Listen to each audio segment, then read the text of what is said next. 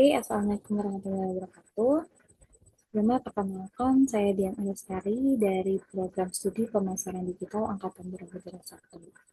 Izinkan saya untuk mempresentasikan laporan praktik kerja lapangan pada bagian sosial media spesialis pada PT Garda Bina Utama.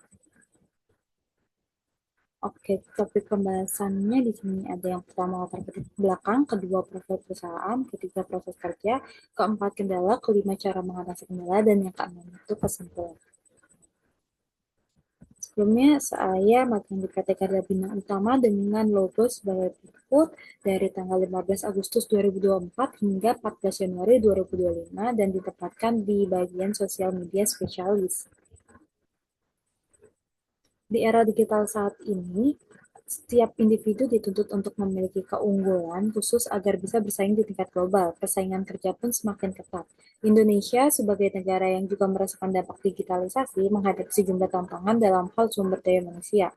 Banyak warga Indonesia yang belum memiliki keterampilan yang dibutuhkan pasar kerja, sehingga tingkat pengangguran tinggi dan peluang kerja terbatas. Maka dari itu bisa dilihat bahwa dengan adanya program magang yang dijalankan oleh para mahasiswa dari berbagai perguruan tinggi dapat membantu mahasiswa untuk lebih siap dalam menjajaki dunia pekerjaan yang sesungguhnya setelah lulus dari perguruan tinggi karena mereka telah dibekali oleh ilmu teori yang didapatkan selama masa perkuliahan dan juga ilmu praktik yang didapatkan selama menjalankan magang di sebuah perusahaan. Next, profil perusahaan. PT Garda Bina Utama didirikan pada tahun 2003. PT Garda Bina Utama dengan merek dagang Ayo Pajak ditunjuk sebagai Application Service Provider atau disingkat ASP dengan nama awal yaitu laporpajak.com. Pada tahun 2021, PT Garda Bina Utama ditunjuk sebagai PJAP atau penyedia jasa aplikasi perpajakan dengan nama baru yaitu ayopajak.com. PT Garda Bina Utama ini beralamat di Jalan Kemang Raya nomor 15 C, lantai 4 RT 013 RW 1, Mampang Perapatan. Berikutlah nomor telepon, email, dan juga website dari PT Garda Bina Utama. Selanjutnya itu sejarah perusahaan. PT Garda Bina Utama didirikan pada tahun 2003, selanjutnya pada tahun 2005 hingga 2012, PT Garda Bina Utama dengan merek dagang Ayo Pajak ditunjuk sebagai aplikasi service provide dengan nama awal yaitu Ayo Pajak. Dan pada tahun 2021, PT Garda Bina Utama ditunjuk sebagai PJAP atau penyedia jasa aplikasi perpajakan dengan nama baru yaitu ayopajak.com. Dan pada tahun 2024 ini, tepatnya pada bulan Februari, PT Privi Identitas Digital mengakuisisi PT Garda Bina Utama atau Ayo Pajak dan pada tahun ini Ayo Pajak terus melakukan pembaruan terkait sistem aplikasi. Next ada visi misi perusahaan. Visinya dari PT Garda Bina Utama yaitu Ayo Pajak menjadi aplikasi PJAP nomor 1 yang membantu seluruh wajib pajak di Indonesia dalam mengelola dan melaksanakan kewajiban pajak mereka serta berkontribusi dalam mendorong pertumbuhan ekonomi bangsa. Misinya itu ada 3. Yang pertama ada develop aplikasi pajak online yang user friendly guna memecah seluruh permasalahan dan kebutuhan wajib pajak badan maupun pribadi dalam mengelola pajak mereka. Kedua, menyediakan pelayanan terbaik, jujur, serta sesuai dan patuh terhadap peraturan perpajakan pemerintah dalam melayani seluruh pengguna aplikasi Ayo Pajak. Dan yang ketiga, membangun ekosistem digital yang saling terintegrasi antara sistem pajak online Ayo Pajak dengan tanda tangan elektronik dari Privi. Next, struktur organisasi. PT Garda Bina Utama ini dipimpin oleh Chief Executive Officer dengan didampingi oleh CTO dan CPO. CTO ini sendiri membawahi Engineering Manager dan Engineering Manager ini membawahi Back-end Developer dan Front-end Developer. Sedangkan CPO ini membawahi langsung Product and Marketing Manager, yang dimana Product dan Marketing Manager ini membawahi Business Development, UI UX, Social Media Specialist, dan Graphic Design. Praktikan ditempatkan di Social Media Specialist and Graphic Design.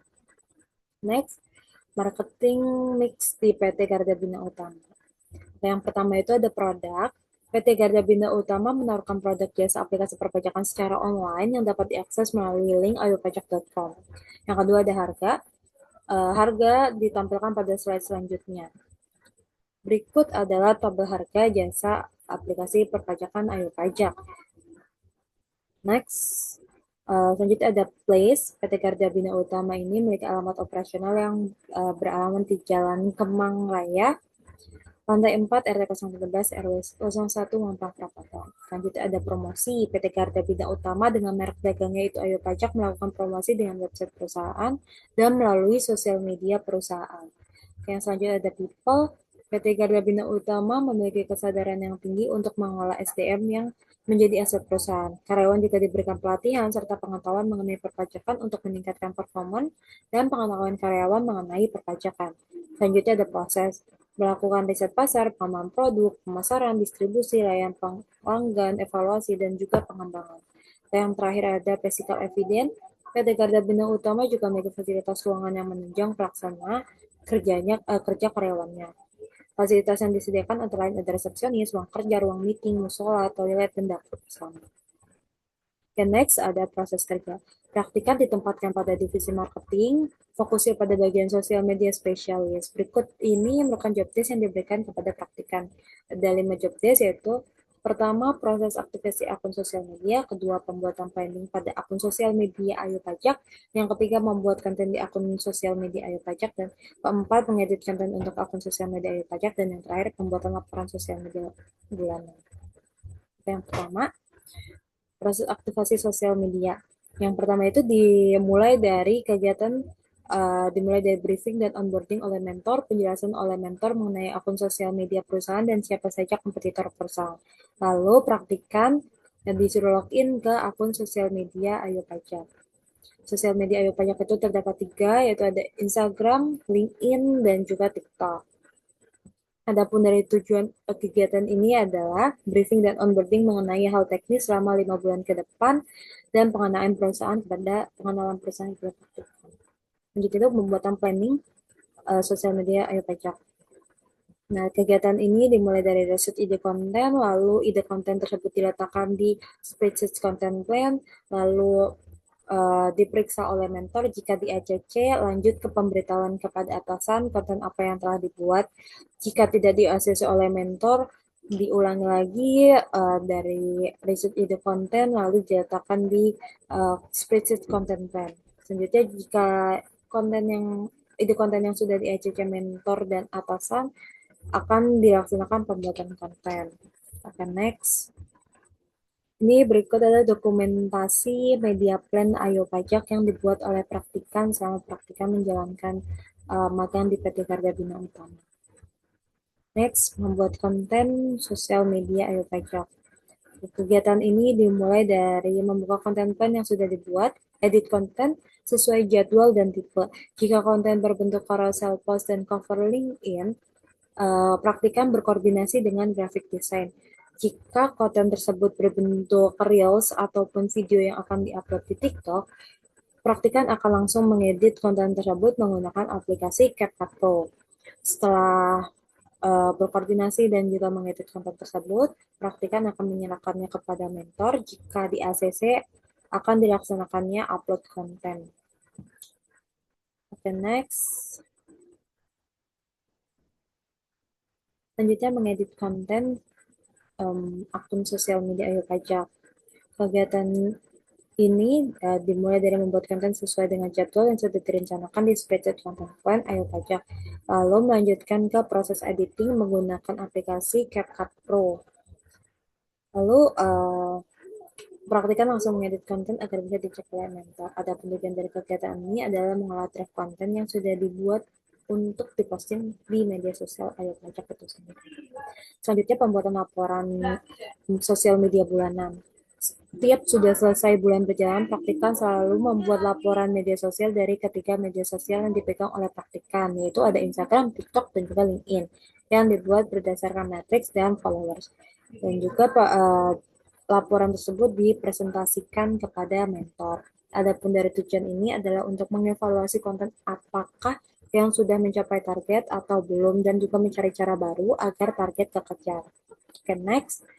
Ini dokumentasi report sosial bulanan dari Instagram, TikTok, dan juga LinkedIn yang dilihat dari matrix masing-masing sosial media dan juga followers masing-masing sosial media. Next. Kendala yang dihadapi ada 3 kendala, yaitu ada kurangnya tim digital marketing, kedua ada kurangnya fasilitas kantor untuk membuat konten, dan yang ketiga itu keterbatasan ide untuk membuat konten mengenai perpajakan. Dan next, cara mengatasi kendala. Nah, kendala yang pertama itu diatasi dengan cara berdiskusi dengan mentor bagaimana baiknya ke depannya dalam pembuatan konten dengan tim yang terbatas. Kedua, berkolaborasi dengan graphic design untuk pembuatan konten sosial media. Dan yang tiga, mencari referensi konten yang sekiranya bisa dibuat oleh diri sendiri. Selanjutnya, untuk kendala yang kedua yaitu kurangnya fasilitas kantor untuk membuat konten. Cara mengatasinya yang pertama itu mencari tempat dan waktu yang strategis dalam pembuatan konten. Yang kedua, menggunakan fasilitas yang tersedia dengan memanfaatkan inovasi yang dimiliki praktikan. Dan yang ketiga, berdiskusi dengan mentor mengenai alat apa saja yang menunjang kebutuhan selama pembuatan konten. Dan yang ketiga, kendala yang tiga itu keterbatasan ide untuk membuat konten mengenai perpajakan. Lalu cara mengatasinya itu yang pertama, mencari referensi ide konten melalui berita terkini perpajakan yang dapat diakses melalui internet. Yang kedua, berdiskusi dengan mentor konten apakah yang sesuai dengan perpajakan. Dan yang ketiga itu mengikuti sosial media DJP untuk informasi-informasi krusial seperti ada penipuan yang dimana bisa melakukan pembuatan konten informasi dengan cara ATM atau amati tiru modifikasi. Oke, next ada kesenjangan teori dan praktik. Pada saat pembuatan website dan konten untuk sosial media ditentukan dahulu SEO, tetapi dalam penerapannya SEO ditentukan di akhir setelah pembuatan website dan juga konten sosial media. Hal tersebut tidak selaras dengan apa yang selama ini praktikan pelajari bahwa SEO didahulukan karena dengan adanya SEO dapat membantu konten untuk sosial media maupun website yang dibuat dapat lebih tersebar luas secara optimal. Nah, pendapat tersebut juga selaras dengan penelitian yang menunjukkan bahwa penerapan teknik SEO dapat meningkatkan peringkat situs web secara signifikan setelah analisis awal dilakukan. Dan next, ada dua kesimpulan. Yang pertama, praktikan mengetahui mekanisme kerja di divisi marketing, terutama pada bagian sosial media, mulai dari pengelolaan akun hingga pembuatan campaign. Dan yang kedua, dalam program ini meningkatkan soft skill dan hard skill praktikan dalam dunia marketing, seperti pemahaman dalam pengelolaan sosial media, pembuatan ide konten, menganalisis konten apa saja yang sesuai dan sedang tren, pembuatan laporan sosial media setiap akhir bulan, dan pembuatan campaign. Dan next, nah berikut adalah dokumentasi selama praktikan menjalankan magang atau PKL di PT Karya Bina Utama atau Wali Pajak. Next, sekian presentasi dari saya, kurang lebihnya mohon maaf. Wabillahi taufiq wal hidayah. Wassalamualaikum warahmatullahi wabarakatuh.